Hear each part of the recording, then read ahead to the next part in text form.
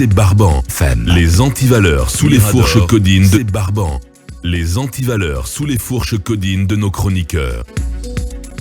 Voilà, depuis quelques jours, nous n'avons que le massacre du 28 septembre à la une, mais pendant ce temps, il faut aussi rappeler que nous sommes dans la transition et que le sujet lié au dialogue est sur la table.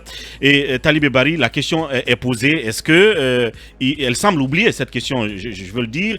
Et entre-temps, le Premier ministre est revenu au pays. Est-ce qu'on pourrait s'attendre très bientôt à la mise en route de ce cadre dit inclusif?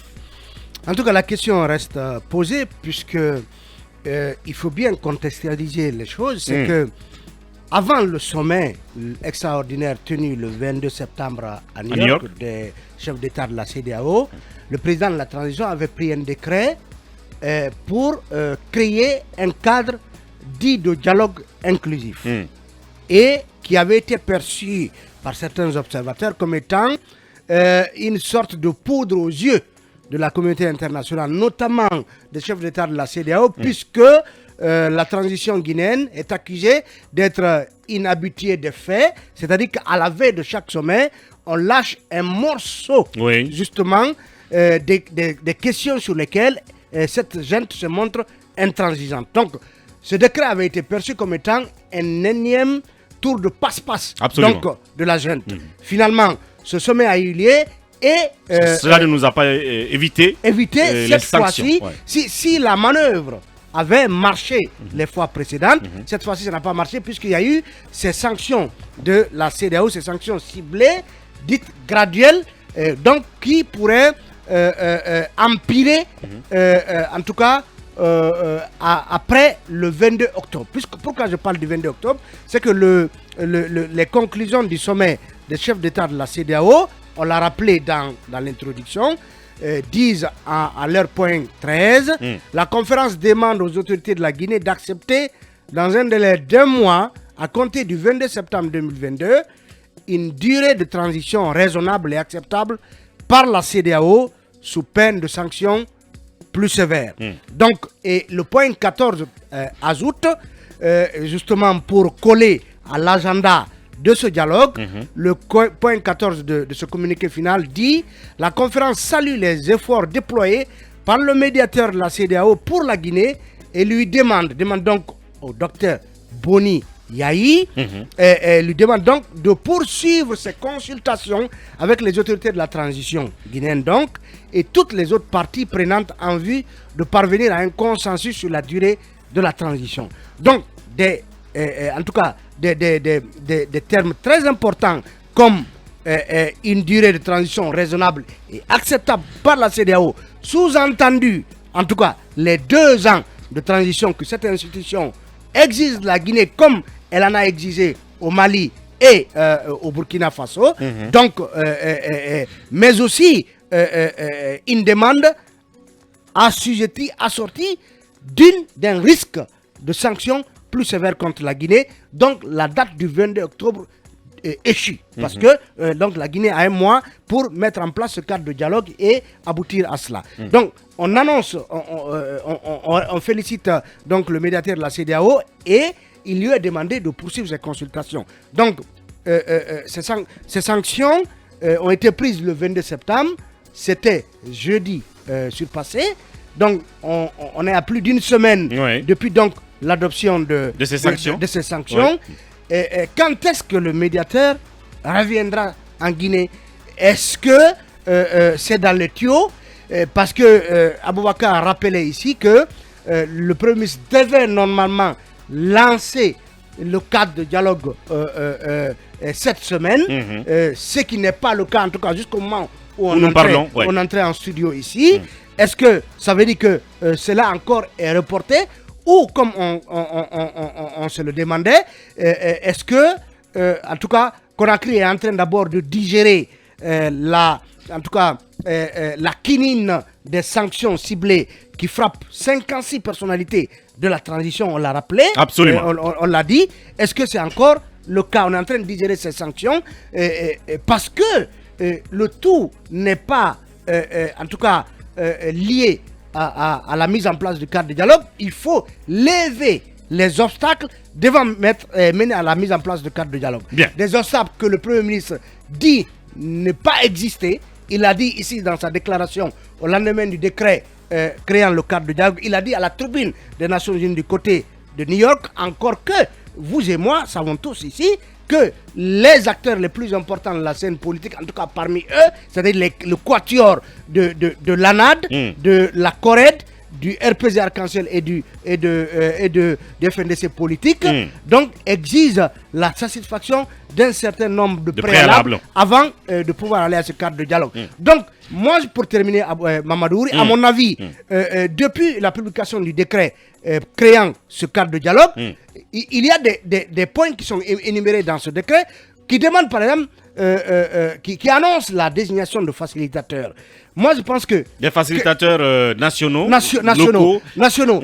On aurait déjà pu faire ce travail quelques pas vers, le choix vers la structuration de ce cadre de dialogue, vers le choix de ces facilitateurs. Oui. Et aujourd'hui, on en serait peut-être à donner des signaux, des preuves de l'engagement d'aller à ce cadre de dialogue. Mais Bien. voilà qu'il nous reste finalement 3 semaines avant la deadline du 22 octobre donnée par finalement la CEDEAO. Bien, Mamadou Diambaldé, la question mérite d'être soulevée, effectivement. Le cadre a été institué par décret, mais on ne voit pas de volonté de sa mise en route, malgré qu'il reste plus ou moins critiqué par les acteurs qui y sont attendus. C'est-à-dire, il a parlé tout à l'heure, au moins du choix de ces facilitateurs locaux qui pourraient peut-être inciter ces acteurs réticents à venir, mais cela n'est pas encore fait, malheureusement. Est-ce qu'on peut dire, on va dire que ça reste toujours dans l'ordre d'une négligence de nos autorités, de la transition, bien sûr? Les regards sont tournés vers l'exécutif parce que c'est de là-bas que tout doit venir, même si du côté de l'opposition à la junte, on pense que ce décret a juste été pris, ils considèrent ce décret comme du chloroforme pour endormir. C'était, disons, pour prévenir un peu l'épouvantail des sanctions contre la Guinée. La Guinée. Maintenant que les sanctions sont tombées, je crois que les autorités guinéennes ont intérêt à presser les pas pour mettre en place ce fameux cadre, parce qu'on voit déjà que les forces vives s'inquiètent et elles pensent que l'affaire du 28 septembre est venue en quelque sorte éclipser l'actualité tournant autour de la crise politique guinéenne qui aujourd'hui, ma foi, est devenue une sorte d'un gros sac de nœuds dont on a du mal disons, à défaire. Et il serait souhaitable que les personnalités devant constituer ce groupe de facilitateurs soient déjà désignés. Ouais. Et ça serait déjà un grand pas, parce qu'il reste 3 semaines.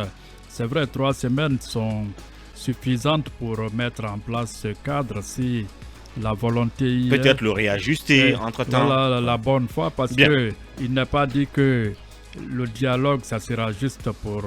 Je pense que c'est un cadre un peu permanent, comme le souhaite le gouvernement de la transition.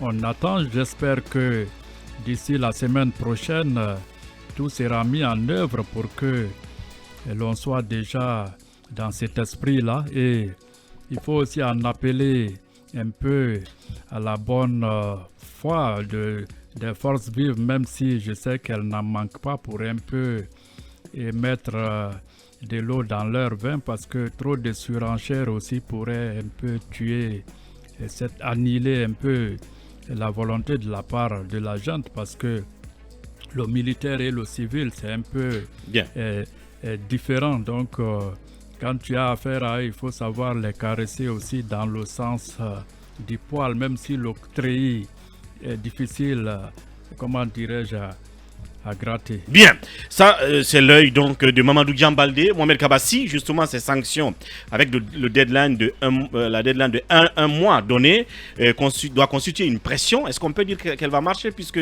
certains ministres de la transition crachent déjà sur ces sanctions? On a écouté Mouri Kondé de l'administration du territoire qui a envoyé un pied de nez à la CEDEAO et vous avez écouté aussi le porte-parole du gouvernement là-dessus. Non, mais je crois que oui, c'est de la simple diversion et c'est une distraction politique. On n'a pas de respect pour les Guinéens, on n'a pas de respect pour les acteurs politiques. On gère la transition en catimini, on se réunit derrière les 4 murs, la nuit à 23h jusqu'à 4h du matin, on prend les décisions phares qu'on veut imposer aux acteurs politiques. Ça ne doit pas être le leitmotiv de la transition guinéenne. Vous mettez le RPG en prison, vous mettez l'UFR en prison, vous mettez l'UFDG en prison, parce qu'à ce que ça, Dadi c'est un ancien allié de l'UFDG. Je ne sais pas si toujours l'alliance est en marche. Vous allez dans le décor. Oui, merci. Il faut redresser, formalisé. Non, à ce que je sache, une alliance avait été signée en Dadi, c'est l'UFDG. Donc aujourd'hui, l'UFDG est en prison et traqué encore. Bien. Oui, ne faites pas semblant de l'oublier, c'est extrêmement important. Oui. Vous voulez appeler ces mêmes acteurs de venir s'asseoir autour d'une table pour parler de quoi? Si vous voulez faire ce dialogue, faites le dialogue avec les parties cabines téléphoniques. Faites le dialogue avec les organisations de société civile, ça profite. Parce que là... Faya n'est plus un grand non, aujourd'hui, El Procero, c'est un cri de cœur. On ne peut pas gérer la transition en catimini. La transition est éminemment politique. Elle se gère avec les acteurs politiques. Non, je parle de Faya. Vous avez tous défendu qu'on ne peut pas faire des oui. Qu'est-ce qui s'est passé entre-temps? Merci de me... Non, ce qui s'est passé... Non, il ne parle pas forcément de Faya. C'est les scènes de vie. C'est les sortes d'hiver. Bien. Oui. Donc, en quelque sorte, il faudra que la gente redescende un peu sur terre, que les conseils occultes, que les conseils de l'homme qui parlent dans les oreilles du président lui disent au moins la vérité, qu'on ne peut pas aboutir sans qu'on s'assied sur une même table de négociation avec les acteurs majeurs. Mais si vous traquez des compatriotes qui ne peuvent pas rentrer chez eux, vous les mettez dans une cellule de 4 mètres carrés, ils ne peuvent pas voir leurs parents. La meilleure solution, il faut libérer Dr Kazouri Fofana, il faut libérer Sakouya Bari, il faut faire entrer Seydou Dalein Diallo imminemment dans le pays. Et autour de la table, vous allez voir que la transition ira des... Supprimer la CRIEF, quoi. Pas supprimer, mais la CREF, j'ai toujours dit, il faut un moratoire. Il faut suspendre toute activité de la CREF. La CREF est un sérieux problème pour la transition. Oui, sérieusement, un sérieux problème. Moratoire. Un moratoire, oui. Il faut suspendre toutes les activités momentanément de la CREF. Accélérer les procès. On n'accélère pas, il faut un moratoire. Non, on ne peut pas supprimer. Donc, oui, en clair, c'est un conseil d'un compatriote, d'un citoyen qui a ce cri de cœur aujourd'hui, qui parle au colonel, qui parle à la junte. Libérer ces acteurs politiques. Dans le cadre de quoi? Dans le cadre de la mise en place d'un dialogue sérieux. De la tolérance. Qui est prônée comme une des valeurs. Et du tissu social qui est effrité. Bien. Parce que c'est et le procès du 28 septembre. C'est ce que je dis. Le procès du 28 septembre vient encore ternir la situation. Ah non. Non, vous savez... Comment ça? Vous pensez que voir Dadi Salaba s'appelle à toute l'opinion? Mais il a demandé, il a toujours demandé. Non, ce sont les non-dits. Ce sont les non-dits. Mais quel non-dit? Il a toujours dit clairement. Oui, c'est qu'on veut dire. Attendez, il faut quand même reconnaître ce mérite-là. Ce procès, c'est une prouesse. Il faut reconnaître ce mérite, quels que soient les préjugés, n'est-ce pas, qui animent les esprits et les doutes qui se trouvent dans certains esprits. Mais il y a d'ores et déjà le mérite pour le colonel de l'avoir mis en route. Je parle de ce procès, Mohamed. C'est quand même cela qu'il faut reconnaître. Maintenant, qu'est-ce qui peut advenir? Il faut saluer la collaboration du capitaine Dadis. Évidemment. Qui est venu. D'accord, mais il est en prison. Et qui est souvent un crédit en matière de justice. Bien sûr. Votre collaboration. Qui tout de même. C'est un grand homme. C'est un crédit. Oui, qui tout de même, il faut comprendre, Mohamed. Peut-être que le capitaine Dadis ne s'attendait pas à se retrouver en prison. Après, donc, avoir collaboré et accepté donc de venir participer à ce procès. Peut-être c'est un peu en tout cas le petit point noir. Le verre dans le oui, c'est le bémol. On l'emmène 48 heures, il était dans son palace doré à Ouaga. Aujourd'hui, il est couché à même le soir à la maison centrale. Donc, comme je disais tantôt, c'est un tissu social qui est vraiment effrité. Bien. Que le colonel, avec son franc-parler, qu'il accepte surtout de ne pas écouter les conseils qui lui disent non, monsieur, mon président, la situation est sous contrôle, tout va bien. Le jour de coup d'État, c'est ce qu'on nous a fait rêver ici. Pendant que le président Fakonde était arrêté, on nous a dit que la situation était sous contrôle. En ce moment, Fakonde était déjà avec ses militaires. Donc c'est cette dissension, on retient la rétention de l'information en Guinée devient sur le problème. Bien. Donc mon colonel, accepter de libérer tous ceux qui sont en prison en moment, donc Kaas, Mohamed Diané, oui, et je vous jure, en marchant sur la justice. Je suis formel là-dessus. En marchant sur la justice. Je suis formel que ceux qui sont en détention peuvent encore aider la jeune. Oui. Parce que s'ils sont dehors, une question, Mohamed, pour terminer. Et supposons que le colonel décide tout simplement de prendre un décret et il dit bon, on libère, comment il s'appelle, Ibrahima Kassouri Fofana, on libère Mohamed Diané, on libère tous. Non, c'est impossible. Je prends un exemple tout bête quoi, où il prend une décision, une décision présidentielle. Il ne peut pas. Non, c'est ce que Mohamed demande. Il n'est pas la justice. Ils sont dans le lien de la justice. Laissez-moi poser la question à Mohamed. Je pose la question à Mohamed. Que le colonel fasse cela. En ignorant carrément la CRIEF et l'appareil judiciaire, qu'est-ce que vous direz le lendemain ici sur ce plateau? Je dirais que le colonel a montré le visage humain de la justice. Bien. C'est aussi ça. Oui. Il n'est pas la justice. Simplement. Non. Le colonel il est le premier magistrat. Mais il n'est pas la justice. Il est le premier magistrat. Je voulais ça. Et pourquoi lorsqu'il y a des décisions à la CRIEF, on prend le téléphone, on appelle qui on appelle? Bien. Au parquet spécial, qui on appelle? Lorsqu'on prend le téléphone, on se promène dans la cour, dans les couloirs, on appelle qui? Va auditer le téléphone. Merci. Pour savoir qui on appelle. On vous revient tout à l'heure, Lincoln. Akoumba Diallo, quel regard? On recentre les choses, on parle du dialogue politique dont le décret, l'institution a été pris à la veille donc de la rencontre de la CEDEAO à New York. Pour l'instant, pas de lisibilité sur ce qui doit arriver. Pas de facilitateur en place, rien. J'aimerais que ces sanctions ne soient pas mises en œuvre. Et pourquoi? Bien. Les sanctions ciblées? Oui. Pourquoi? J'aimerais que le 2 octobre prochain, que le colonel Mamadi Doumbouya fasse un discours, dans lequel discours il va implorer et donner des garanties au dialogue promis. Cela nous permettrait de ne pas mettre en œuvre une bonne partie des sanctions annoncées et qui sont déjà en cours d'être mises en œuvre. J'aimerais que le 2 octobre, avant d'aller même à la pose de la gerbe de fleurs, que le colonel Mamadi Doumbouya prenne le courage en lui d'appeler ceux qui sont supposés être contre lui et qui comptent. Parce que vous savez que l'opinion publique a une opinion dominante. Chacun de nous peut avoir son opinion, mais une opinion de M. Sidi Touré n'est pas égale à l'opinion de Akoumba Diallo. Il y a toujours dans le champ politique et dans le champ public des opinions dominantes. Donc qu'il prenne le courage en lui de prendre son téléphone et d'appeler les opinions dominantes pour en échanger ne serait-ce que 5 minutes par acteur. Ça ne lui prendrait pas 1 heure ou 2 heures.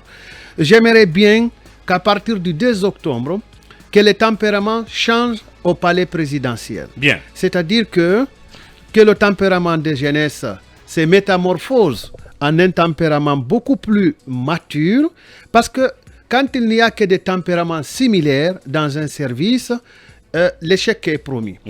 J'aimerais qu'à partir du 2 octobre, que le colonel Mamadi Doumbouya accepte de venir avec ceux qui sont supposés être opposés à lui, ensemble, la main dans la main, pour poser la gerbe des fleurs, et puis cela donnerait, si vous voulez, un départ peut-être rassurant. Bien. La justice, je suis pour qu'elle travaille, je suis pour que les acteurs judiciaires travaillent correctement, mais je vous l'avais dit ici, que la justice est un ensemble d'infrastructures, de ressources humaines et de textes.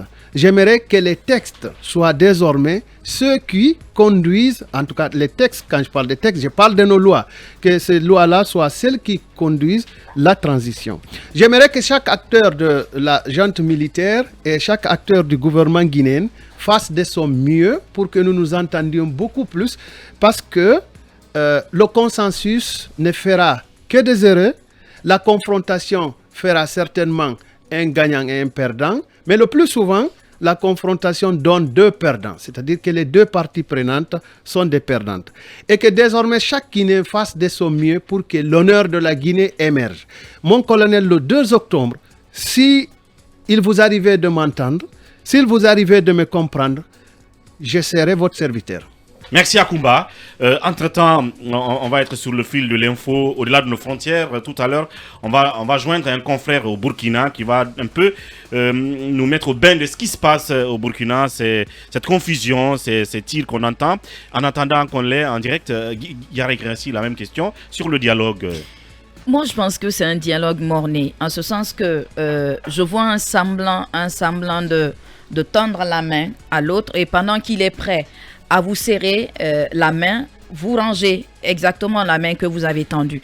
On a vu quand même qu'il y a eu des situations qui ont impacté cela, puisqu'on a vu d'ailleurs le Premier ministre Bernard Gomo se jeter en pâture parce qu'il voulait coûte que coûte faire mal au président Oumarou Embalo, justement parce qu'il a parlé de sanctions à l'endroit de la Guinée. Je pense que ce qu'il a dit en disant tout simplement que la Guinée n'a pas de compte à rendre à la CEDEAO, la Guinée n'a pas de compte à rendre à Oumarou Embalo Sissoko, je pense que c'est une façon d'impacter ce dialogue, alors que la classe politique, la société civile a réclamé quand même un dialogue politique placé sous la médiation étrangère, c'est-à-dire la médiation de la CEDEAO ou bien de la communauté internationale.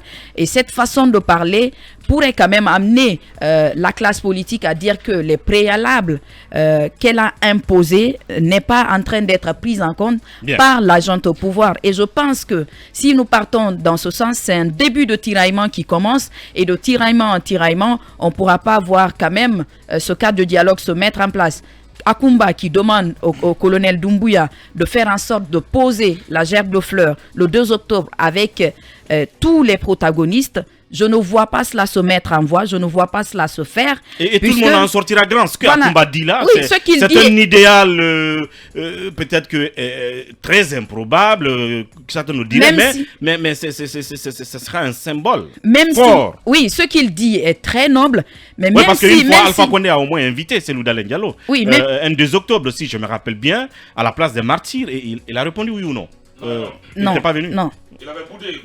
Oui, comme d'habitude. Il y a une fois au moins où il est venu ici, j'ai bonne mémoire, là, je crois. Il a boudé tout qu'on fait. Il y a eu un symbole, en tout cas, sous Alpha. En tout cas, ce que Akumba a dit est très noble, mais je ne vois pas cela se mettre en voie, puisque même si le colonel le voulait, mais je pense que son entourage va peut-être l'empêcher, parce qu'on sait que, comme l'a dit Kaba, du côté de l'entourage du président, on fait des rencontres, et le plus souvent, on fait même des toasts au nom de l'impulsivité. Ça, j'insiste et je persiste. Et je pense que ce n'est pas une posture qu'un dirigeant doit adopter. Ce n'est pas une posture dans laquelle un dirigeant doit se mettre. Il faut faire parfois profil bas pour justement avoir ce qu'ils veulent. Aujourd'hui, ce sont eux qui sont au pouvoir. Et c'est à eux de nous rendre compte. C'est à eux de nous empêcher des sanctions inutiles. Des sanctions à la population qui crève encore dans ce pays. Oui, merci Gary Grassi pour cette analyse. Ibrahim Alain Kolsouma, le décret a été pris la veille de la rencontre des Nations Unies. Plusieurs jours sont écoulés. On ne voit aucun élément probant pour la mise en route de ce cadre de dialogue. Pas le groupe de facilitateurs locaux, rien d'autre, pas de réajustement, en tout cas rien. Alors que le Premier ministre est revenu entre-temps, puisqu'il a pris part au Conseil des ministres d'hier. J'ai comme l'impression que les priorités ont changé. Avant le sommet extraordinaire de la CEDEAO, et après, la priorité c'était peut-être de dribbler la CEDEAO. Mais malheureusement, la CEDEAO ne s'est pas faite cette fois-ci dribbler. Et aujourd'hui, la priorité a changé. Gomo, le Premier ministre Bernard Gomo, n'a pas la capacité de diriger ce dialogue. C'est la vérité. M. Mamadi doit avoir une pièce de l'échange. Deuxièmement, Dian parlait des militaires. Mais si on a les militaires qui sont au pouvoir, ce n'est pas un camp qui sont en train de diriger. C'est le pays qui dirige, qui change de méthode. On ne dirige pas un pays comme on dirige dans un camp militaire. Ça ne marchera pas. Les 245 857 km² de la Guinée ne constituent pas un camp. C'est les populations civiles qui sont là. Si vous êtes au pouvoir, changez de fusil d'épaule. Parce que vous êtes avec désormais des civils. Et ce qu'il faut constater, moi à la place du colonel Mamadi, dans 10 ans, je serai un ATT. C'est-à-dire Mamadi serait ATT. Au Mali, ça s'est passé. Il a eu la transition la plus facile. Il a eu la grande opposition de la Guinée à ses côtés. Même le pouvoir renversé, le RPG était du côté de Mamadi Doumbouya dans ce pays. Mais la difficulté de la transition réside dans le fait qu'on ait voulu balayer les candidats potentiels. Il faut revenir. il n'y a que le peuple qui peut renouveler sa classe politique. Bien. Revenons aux choses sérieuses. Essentiel, organiser les élections. Donc il faut essentialiser la transition. Mais laissez le peuple élire ses dirigeants. Bien. Si vous vous mettez dans la posture d'enlever Paul et vouloir imposer Pierre, vous n'irez que d'échec en échec. Et finalement, vouloir dribbler tout le monde, vous finirez par être le pain. Et le pain va se retrouver dans le four. Peut-être qu'on va bien prolonger le débat sur le dialogue politique et le nouveau cadre qui a pourtant été institué récemment, mais dont on ne voit aucun élément de mise en route.